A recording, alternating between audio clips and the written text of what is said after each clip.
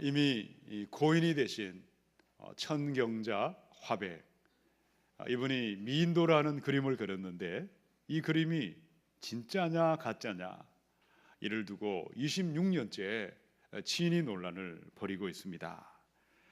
금년에는 이 그림이 진짜냐 가짜냐 이 문제를 가지고 국회의원들까지 국정감사를 벌였다고 합니다. 자, 일부 학자들은 이 그림은 가짜라고 보고 있습니다. 또 그러나 또 한편에서는 무슨 말이냐, 이 그림은 진짜다, 뜨거운 논쟁들이 이어지고 있습니다. 자, 그런데 그림이든 물건이든 진짜냐 가짜냐 이 문제는요, 우리의 일상생활과 아무런 관계가 없는 것이 아니라는 것입니다. 밀접하게 관련이 되어 있습니다. 여러분이 만약 해외여행을 가시려면 한국 돈을 가지고 가면 안 되죠. 은행에 가서 돈을 환전하셔야 됩니다. 자, 돈을 주고 달러로 환전을 했는데 막상 여러분이 해외에 가서 그 돈을 쓰려고 하는데 위조 지폐였다. 1달러도 아니고 10달러도 아니고 하물며 그것이 100달러짜리였다면, 큰 돈이 위조된 가짜 돈이라면 어떻게 될까요? 보통 일이 아닙니다. 잘못하면 쇠고랑을 차게 되든지 감옥에 들어갈 수도 있는 것입니다. 저는 금융기관에서 10년을 일한 적이 있습니다. 은행에서 위조 지폐를 어떻게 분별하고 어떻게 가려내는지 아십니까? 아무나 한두 번 보고 금방 구별할 수는 없습니다. 은행에서 직원들을 선발하고 철저하게 훈련을 시킵니다. 처음부터 이 가짜 돈을 보여주지 않습니다. 이것이 엉터리 위조 지폐라고 말하지 않습니다. 어떻게 할까요? 진짜 돈을 보여줍니다. 진품을 보여주는 것이죠. 그래서 이 진짜 돈의 감촉을 느끼게 하고, 그리고 잉크 색깔을 보게 합니다. 그림의 선명도와 지폐의 디자인까지 완전하게 숙달될 때까지 진짜를 보여주고 진짜를 만지게 하고 진짜를 경험하게 함으로 나중에는 이 돈을 보면 단번에 이게 진짜인지 가짜인지 금방 구분할 수가 있는 것입니다. 그럼 바울이 이 골로새 교회에 이 보낸 편지, 이 편지를 보낸 목적이 바로 여기에 있었습니다. 그 당시 교회 안에 이단이 들어왔고 엉터리 사이비들이 들어오기 시작했습니다. 그러나 너희가 바른 예수를 믿고 참된 신앙 위에, 진짜 믿음 위에 서 있다면 그들은 근접도 못할 것이요, 너희는 너희를 통하여 하나님의 영광이 드러나며 너희의 삶에 평안이 임할 것을 그들에게 편지했던 것입니다. 자, 오늘 이 말씀을 통해서 예수님이 없는 그리스도인, 성령이 없는 그리스도인이 아니라 만물의 어뜸이 되신 예수님만을 높이시며 영광 돌리는 참된 신앙인, 진정한 신앙인으로 일어나시고 준비되시기를 축원합니다. 자, 바르고 참된 믿음, 거짓을 구분하며 엉터리를 구분하며 예수님께 영광 돌릴 사람들은 누구이겠습니까? 우리 첫 번째 15절의 말씀을 읽겠습니다. 시작. 그는 보이지 아니하는 하나님의 형상이시요 모든 피조물보다 먼저 나신 이시니.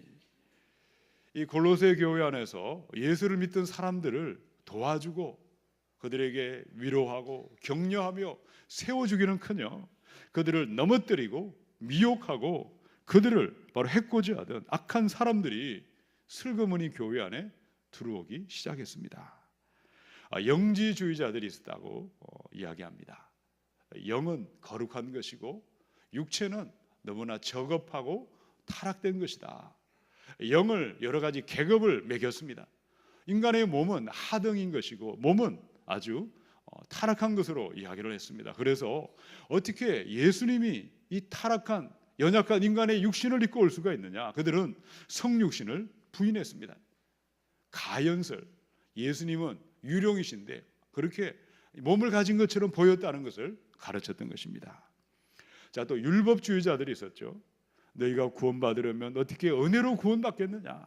그런 일은 없고 할례를 받아야 되고 안식일을 지켜야 되고 선행과 거룩과 너희의 공로와 너희의 노력을 통해서만 구원받는다는 엉터리 복음을 가르치기 시작했습니다. 또 골로새 교회 안에 천사 숭배자들이 있었다고 합니다. 천사는 인간들보다는 탁월하다. 천사에게 절하고 천사에게 경배하라고 가르쳤습니다. 자, 그때 바울이 이 모든 거짓과 엉터리를 하나하나 반박하지 않았습니다. 반박하기 이전에 먼저 참이신 예수님에 대해서 그들이 주님이 누구신지를 그들에게 편지했던 것입니다. 자, 15절에 보니까 예수님은 보이지 않는 하나님의 무엇입니까? 형상이시다. 하나님은 영이시기 때문에 우리 눈으로 볼 수가 없습니다. 자, 그런데 우리가 하나님을 볼 수 있는 방법이 있죠.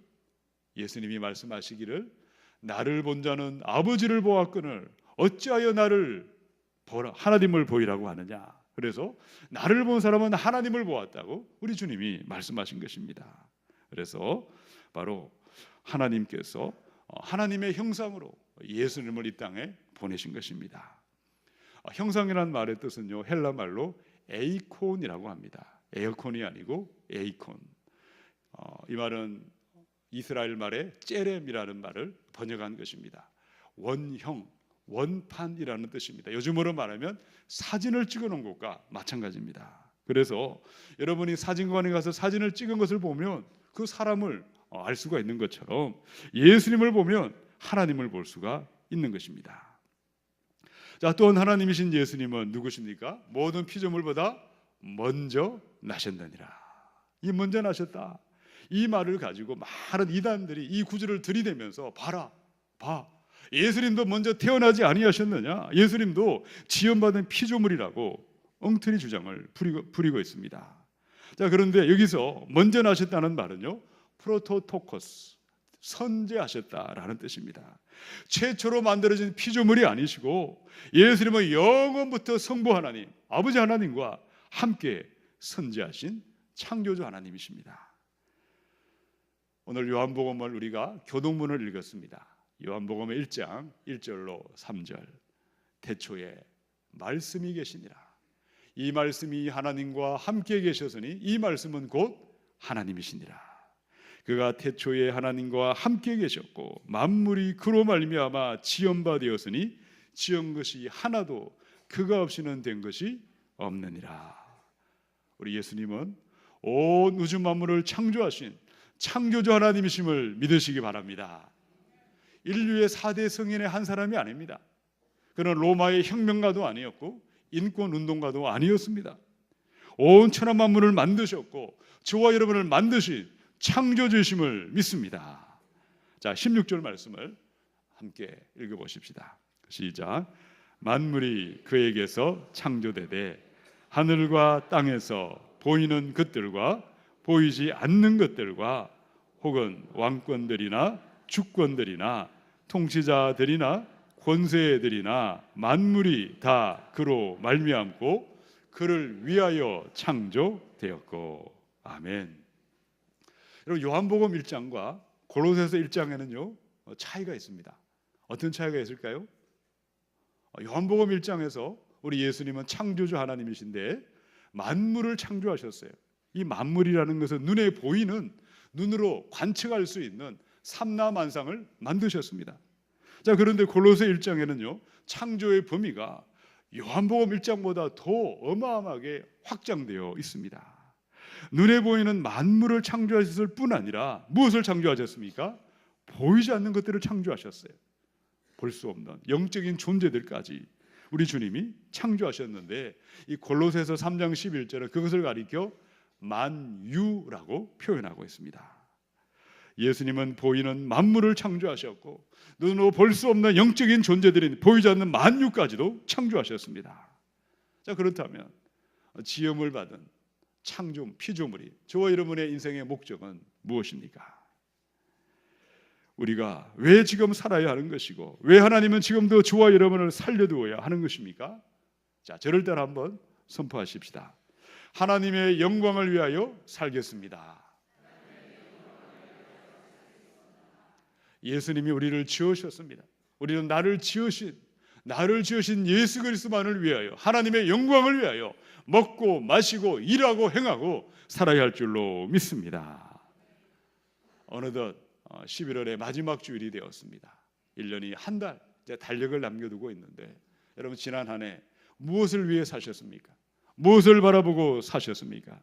여러분, 바울 시대에 영지주의자들, 율법주의자들, 천사 숭배자들, 인생의 목적은 오직 예수님의 영광이 아니었습니다. 엉터리를 가르치고 거짓을 가르치고 허탄한 것을 가르쳤습니다. 죄악을 가르침으로 그들만이 아니라 수많은 사람들을 죽음으로 몰아갔고 저주와 지옥불로 끌고 갔습니다. 여러분, 지금도 똑같습니다. 마찬가지입니다. 이 땅에 얼마나 많은 이단과 사이비가 있는지 모릅니다. 오직 그리스도, 나를 위하여 죽으시고 부활하신 예수님을 높이지 않습니다. 자신의 영광과 자신의 탐욕과 자신의 욕망과 자기를 높이며 자기를 드러내기 위하여 살아가고 있을 뿐입니다. 북한을 다녀오신 분들의 이야기를 들어보니까 북한이라는 나라는 나라 전체가 이단의 사이비 종교 집단이 되어버렸다고 이야기를 들었습니다. 그들은 김일성 종교를 믿고 있습니다. 김정일, 김정은은 2대, 3대 교주입니다. 이런 김정은이는요, 그의 죽은 할아버지 김일성의 형상이 되어 있습니다. 에이콘이 되어 있다는 것이죠. 우상처럼 숭배하고 있고, 그들이 하는 말을 들어보면 이 모든 것은 경외하는 어버이 수령님께 영광을 돌려드립니다, 입버릇처럼 말하고 있는 것입니다. 저 북녘에 있는 그들의 모습이든 이단 사이비에 있는 그들의 모습이든 이런 그들의 배후에는 무엇이 있을까요? 어둠의 영이 있습니다. 미혹의 영, 사단 마귀가 그들을 조종하고 있고 그 뒤에 도사리고 있습니다. 요한복음의 10장 10절, 도둑이 오는 것은 도둑질하고 죽이고 멸망시키려는 것뿐이요, 내가 예수님이 온 것은 양으로 생명을 얻게 하고 더 풍성히 얻게 하려는 것이라. 우리는 지원받은 피조물입니다. 나를 만드신 하나님을 위하여, 예수님의 영광을 위하여 살아가는 것이 마땅함에도 그렇게 살지 않는다면 어떤 일도 아무런 문제가 없는 것이 아니라는 것입니다. 사람들은 돈을 하나님으로 숭배하게 되어 있습니다. 쾌락을 하나님으로 숭배하게 되어 있고 인간 아무개를 그의 하나님으로 떠받들게 되어 있는 것입니다. 더러운 귀신의 영이, 어둠의 영이, 마귀가 인간을 부려먹고 피를 빨아먹습니다. 지옥불에 던져버리고 영도 폐기하게 되어 있는 것입니다. 오직 그리스도 주님만을 위해 살아가십시다. 인생의 목적이 예수님께 영광 돌리기 위하여 먹고 마시며 일하며 행하심으로 은혜와 평강을 누리시며 하나님께 영광을 돌려드려야 하겠습니다. 예수 그리스도가 내 인생의 꿈이 되시고 비전이 되시고 예수님의 영광을 위한 목적을 가지시고 우리의 남은 삶을 하나님의 영광 위에 살아가시기를 주님의 이름으로 축원합니다. 우리 두 번째 17절을 읽겠습니다. 시작. 또한 그가 만물보다 먼저 계시고 만물이 그 안에 함께 섰느니라. 아멘. 17절의 말씀을 여러 번역을 보았는데 현대인의 성경이 가장 이해하기 쉬웠습니다. 제가 현대인의 성경으로 17절을 한 번 더 읽어보겠습니다. 그리고 그분은 모든 것이 있기 전에 계시고 모든 것은 그분에 의해, 이 모든 것은 예수님에 의해 유지되고 있습니다.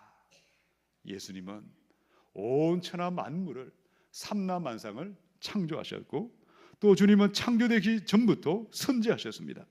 모든 것을 창조하신 예수님은 이 모든 것을 질서 있고 조화롭게 다스리시고 통치하시고 지배하시고 운행하시고 유지하고 계십니다. 자, 그런데 이것이 아무에게나 누구에게나 해당되지 않는다는 것입니다. 예수님을 내 마음의 중심에 모셔드리는 사람들, 예수님이 우주의 중심이요 만물의 중심이요 만유의 중심으로 믿고 따라가는 사람들에게는 질서와 조화 가운데, 은혜와 평안 가운데 살아가게 하십니다. 그들을 통해 온전하게 영광을 받으십니다. 자, 그런 반대로 예수님을 인생의 주인으로 모셔드리지 아니한다면, 내가 내 인생의 주인이 되어 있다면 어둠과 절망과 고통과 탄식은 떠나가지 않습니다. 처참하게 살 수밖에 없고 멸망할 짐승처럼 살다가 저주의 나락으로 떨어질 수밖에 없는 것입니다. 내 삶의 중심에 누가 계십니까? 예수 그리스도, 주님만의 인생의 주인으로 삼으시고 내 마음의 중심에 모셔드려야 하겠습니다. 그리할 때 은혜와 평강을 누리게 되는 것이요, 우리 성부 하나님, 성자 예수님, 성령 하나님께 존귀와 영광과 경배와 찬양을 돌려드리게 할 줄로 믿습니다. 자, 로마서의 7장의 24절, 오호라, 나는 곤고한 사람이로다. 이 사망의 몸에서 누가 나를 건져내랴. 여러분, 내가 내 인생의 중심이 되어 있다면 하나님도 알고 예배도 드리고 여러분께서 그리스도인이라는 모양은 가지고 있음에도 불구하고 내 마음의 중심에, 내가 내 인생의 중심에 있고 내가 내 인생의 주인 노릇하고 있다면 이 곤고와 괴로움과 고통과 어둠에서 떠날 수가 없다는 것입니다. 여전히 나의 선행과 나의 노력과 내 힘을 가지고 하나님을 끌어가고 있을 뿐입니다. 성경은 분명히 하나님의 아들이 되었고 딸이 되었고 자녀됨의 권세를 받았다고 말하고 있습니다. 죄에서 해방된 사람이 아브라함의 복을 받은 사람이요, 새로운 피조물의 복을 받았다고 아무리 말하고 있지만 내가 내 인생의 중심에 내가 주인 노릇하고 있다면 나하고는 아무런 관계될 것이 없는 것입니다. 하나님을 찾지 아니하면 사람들은 무엇을 찾고 어디서 만족을 구하게 되어 있습니까? 전도서 5장 10절에 은을 사랑하는 자는 은으로 만족하지 못하고 풍요를 사랑하는 자는 소득으로 만족하지 아니하나니 이것도 헛되도다. 사람들은 돈이 생기면 만족과 행복이 임할 것이라고 착각하지만 돈을 가진 사람은 돈 때문에 실망하게 되어 있습니다. 학식과 지식을 가진 사람들, 학문과 지식이 나에게 만족을 주리라 생각하지만 내가 가진 학문과 지식이 나에게 실망을 줄 수밖에 없는 것입니다. 눈에 흙이 들어가기 전까지 끝까지 당신을 사랑하리라 다짐하던 연인들이 그 사람 때문에 실망하는 것입니다. 남편은 아내들 때문에 실망하고 아내들은 남편들 때문에 실망합니다. 부모는 자식들 때문에 실망하는 일이 벌어지는 것입니다. 정치가는 그가 잡은 권력과 권자 때문에 실망할 날이 찾아오게 되어 있습니다. 자, 그러나 성경은 무엇을 말씀하셨습니까? 로마서 8장의 1절로 2절의 말씀입니다. 우리 함께 읽어보십시다. 시작. 그러므로 이제 그리스도 예수 안에 있는 자에게는 결코 정죄함이 없나니 이는 그리스도 예수 안에 있는 생명의 성령의 법이 죄와 사망의 법에서 너를 해방하였습니다. 아멘. 성령님이 오셨습니다. 성령이 계십니다.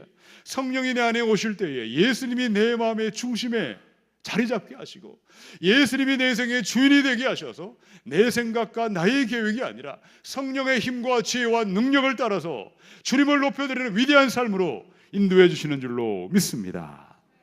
성령님께서 저와 여러분을 다스리시고 여러분을 통치하시고 지배하시고 여러분을 주장하셔서 하나님의 영이 오직 예수님만을 왕으로 삼으시고 주인으로 삼으셔서 하나님의 영광된 삶을 향하여 나아가셔야 하겠습니다. 여러분, 성령님께서는요 우리에게 어떻게 임할까요? 성령님은 기도하는 자에게 임하십니다. 믿음으로 기도하고 끝까지 기도하며 하나님의 말씀을 의지하여 기도하는 자에게, 내가 구하는 자에게 성령을 주시지 않겠느냐고 우리 주님께서 말씀하셨습니다. 술 취하지 말라.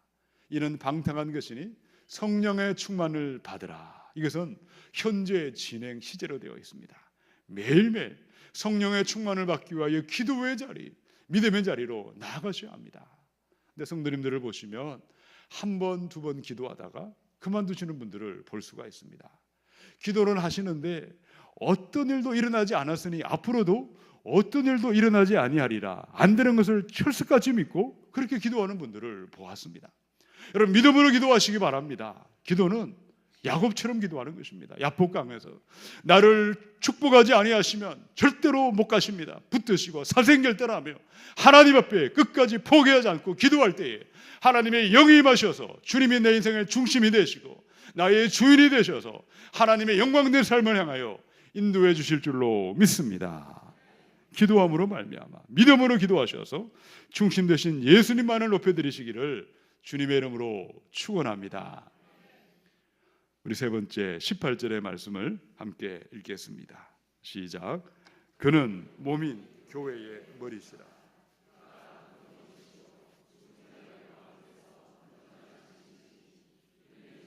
만물의 으뜸이 되려 하시며. 골로새서는 옥중서신입니다. 바울은 로마의 감옥에서 이 골로새 교회의 형편을 듣고 편지를 보냈습니다. 무엇을 위해 살아야 하느냐? 오직 예수님의 영광을 위하여 살거라. 어떻게 살 수 있느냐? 하나님의 영이 너희 마음을 다스릴 때에, 예수가 내 인생의 중심이 될 때에 우리는 주님의 영광을 위하여 살 것이라고 편지했던 것입니다. 자, 이제 바울이 그리스도와 교회의 관계가 무엇인지를 우리의 이 머리와 몸의 비유를 들어서 설명을 했습니다. 자, 18절에 보니까요, 예수님은 교회라는 몸의 머리가 되신다. 우리 교회를 몸이고 예수님은 머리라고 말했습니다. 이런 머리는요, 지배자, 지도자라는 뜻이 있습니다. 기도할 때 꼬리가 아니라 머리가 되게 하시고, 이 머리는 바로 지도자요, 지배자를 말하는 것입니다. 이 몸을 움직이게 하는 것은 머리의 힘입니다. 손과 발과 몸의 각 기관들을 통제하는 것은 머리가 하는 것입니다. 자, 그러므로 교회의 모든 결정과 모든 선택과 이 모든 행동의 주인은 누구십니까? 주님이십니다. 우리는 주님의 명령하신 그대로, 지시하시고 말씀하신 그대로 따라가고 순종하고 행동할 때에 우리 주님의 영광을 받으시며 은혜와 평강을 누리게 하실 줄로 믿습니다. 그런데 그 반대되는 모습도 우리는 볼 수가 있습니다. 머리가 아무리 말을 하고 지시를 해도, 아무리 명령을 해도 몸이, 손과 발이 반응하지 아니하면 그야말로 보통 일이 아닙니다.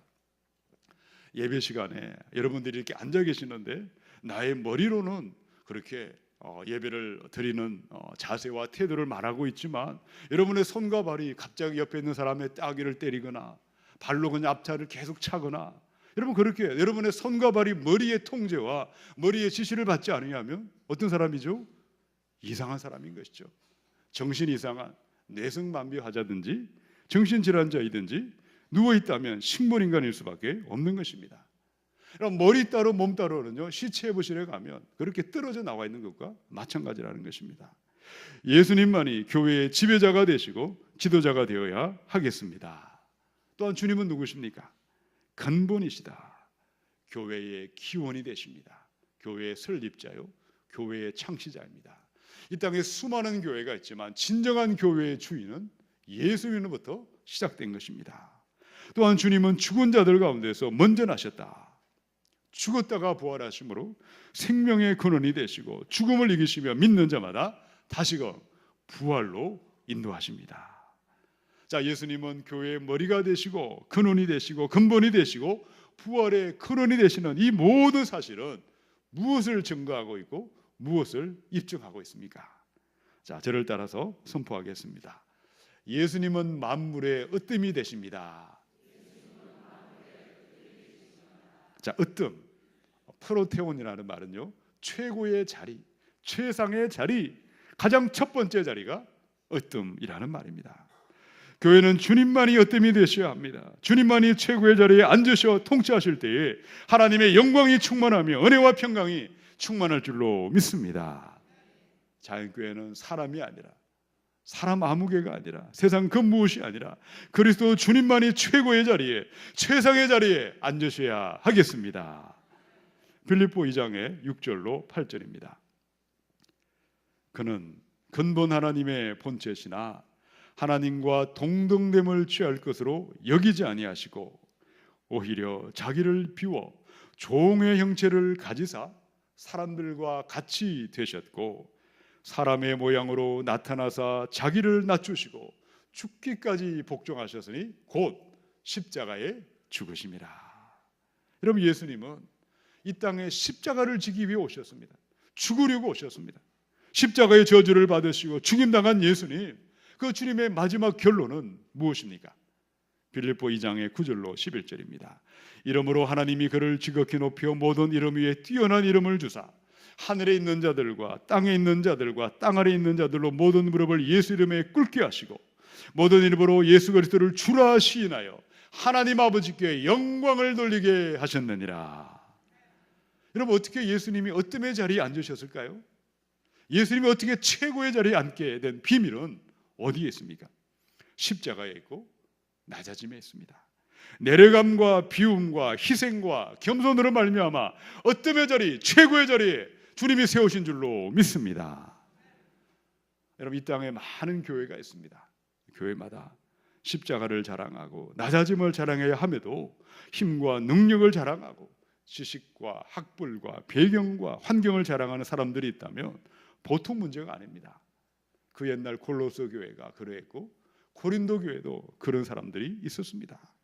그곳에는 기쁨이 없고 평강이 없고 주님의 영광을 받으실 수가 없는 것입니다.